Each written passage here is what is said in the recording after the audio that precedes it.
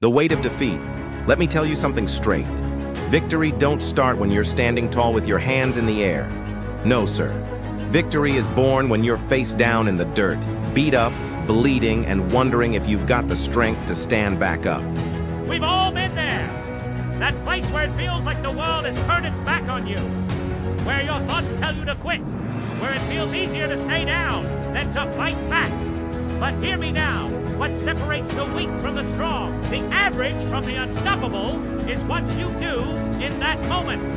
The strongest steel, it comes from the hottest fire. You see champions on top now, but they all started at the bottom. Michael Jordan, cut from his high school team, that could rust him, but it made him. He took every failure, every no, every moment of pain, and he used it as fuel. He didn't let failure break him. He let it build him. Most people run from failure like it's a disease, but champions, they drink it in. It's hard, it burns, but it fixes what's weak. Maybe you lost your job. Maybe someone walked away from you.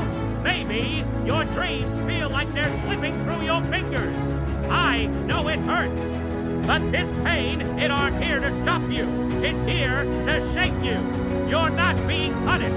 You're being prepared. Every hit, every loss, every mistake, it's a lesson.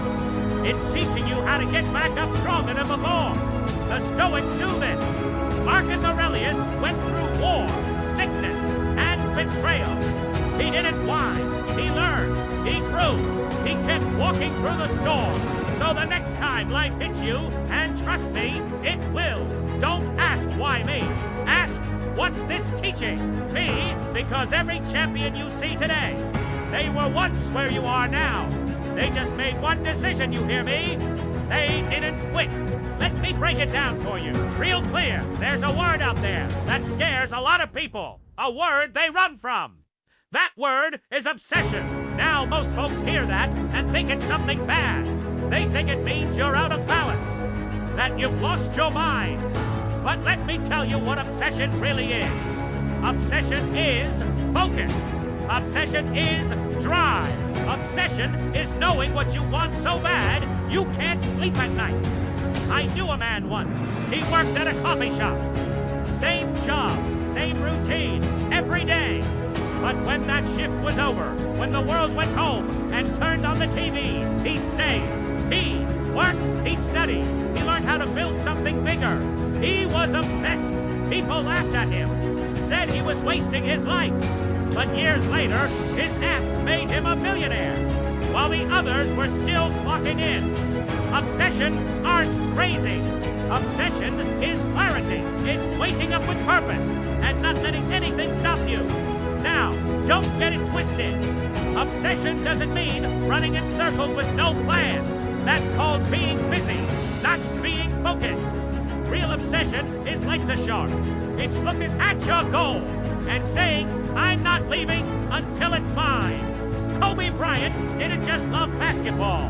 He chased perfection. When others rested, he practiced. When others partied, he studied. He didn't stop until every shot, every step, every breath was right. The Stoics had a word for premeditation, valorum.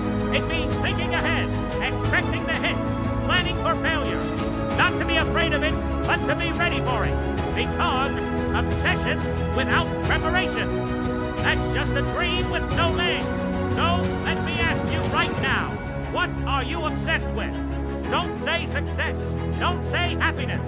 That's too soft. Be real. Be specific. Is it building something? Is it proving them wrong? Is it becoming the best at your craft? Then lock in, because average folks have hobbies. Good folks have goals. But the great ones are obsessed. And they don't care what anyone thinks. While the world's watching shows, they're chasing purpose. While others scroll, they're building. Obsession ain't for the weak, it's for the chosen dust. So choose the 120% rule. Let me ask you something that might hit a little hard. When was the last time you gave it your all?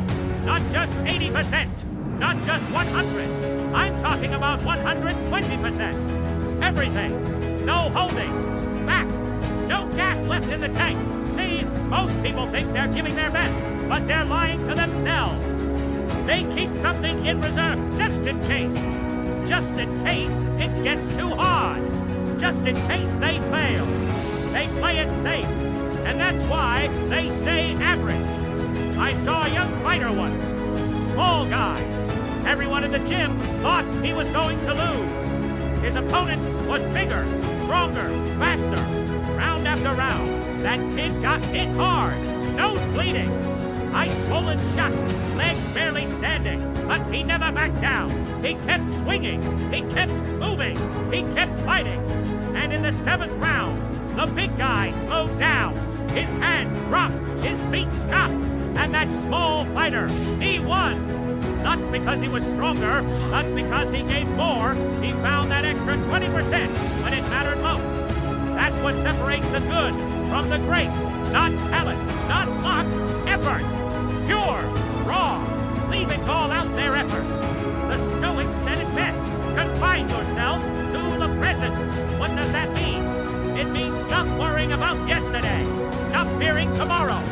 Focus on what you can do right now. Give it everything you've got right now. I've seen gifted people throw it all away because they thought talent was enough. It ain't. Talent gets you in the door. Effort keeps you in the room. You've got a choice every single day. Wake up and do just enough. Or wake up and do what it takes. Champions choose hard. Champions choose pain. Champions choose sacrifice. You can't always control the result, but you can control your grind. You can control your hustle. You can control your heart. So tomorrow, when that alarm goes off and you're tempted to stay in bed, you remember, this your competition ain't sleeping in. They're not quitting early. They're not making excuses. They're giving 120%. Are you? The 30-day disappearance sign about to ask you to do something tough. Something most people won't dare try. I want you to disappear. Not from the world, but from everything that's holding you back. For 30 days, that's 720 hours. No distractions. No noise. Just silence. You think you're ready for greatness, but you're carrying too much baggage. Dead weight tied to your feet, stopping you from moving up. Every day, you wake up and check your phone. Scroll through social media. Talk to the same people who tell you why you can't make it. Those voices, they're poison. There was a man who wanted to be a writer.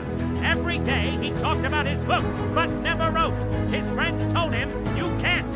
His family made excuses for him. One day, he vanished. He turned off his phone, deleted social media, and said, see you in 30 days.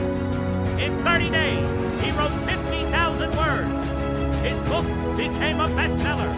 What changed? Silence. When you cut out the noise, you hear yourself.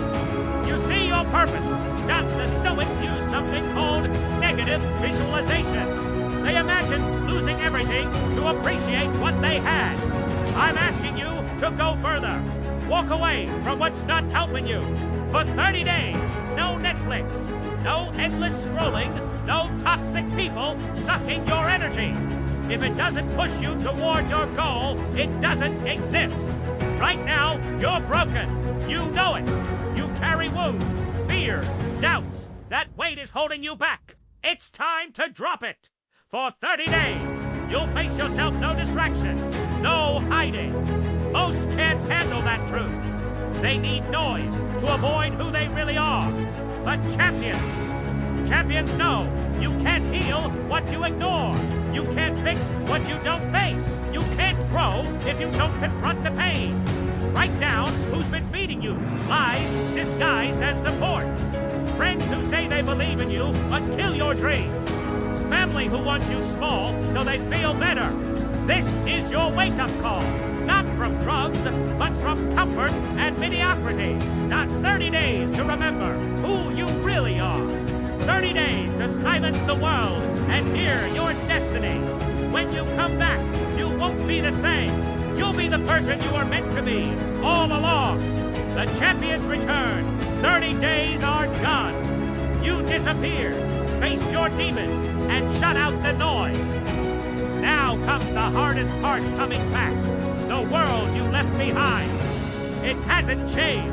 Same people, same excuses, same small lies. But you're different. You've tasted focus, discipline, and power. Now, the question is, are you strong enough to stay that way? I knew a woman who vanished for 30 days to build her business. When she returned, her old friends wanted to party and distract her. She had a choice. Go back to the old life or become the person she was meant to be. She chose greatness.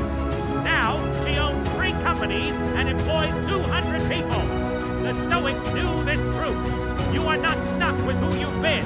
Every day is a chance to be someone new. The person you were 30 days ago.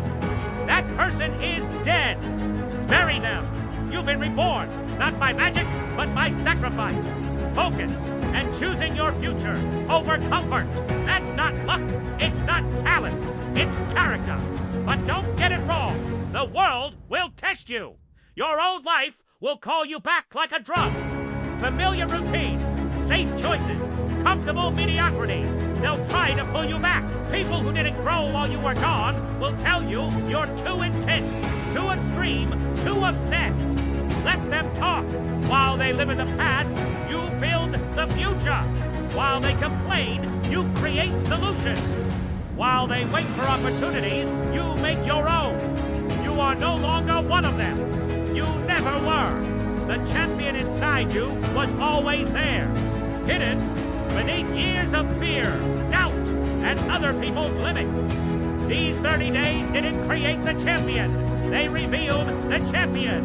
Now your job is to protect that champion. Lead that champion. Never let anyone put that fire out. Progress is your new religion. Every day better than the last. Every week showing growth. Every month getting closer to your obsession. Not because you're desperate, but because you're awake. If this feels too hard, too much good, that fear, that's the old you trying to survive. The old you who settled for less, made excuses, blamed others. That person has to die so the champion can live. Marcus Aurelius said, very little is needed to make a happy life. It is all within yourself, in your way of thinking. Your way of thinking has changed. Your standards have changed. Your whole view of what's possible has changed. So go back to the world, but go back different. Go back as someone who knows the price of greatness and will pay it. Go back as someone who has tasted excellence and refuses to settle. The world needs who you've become. Don't ever give them who you used to be.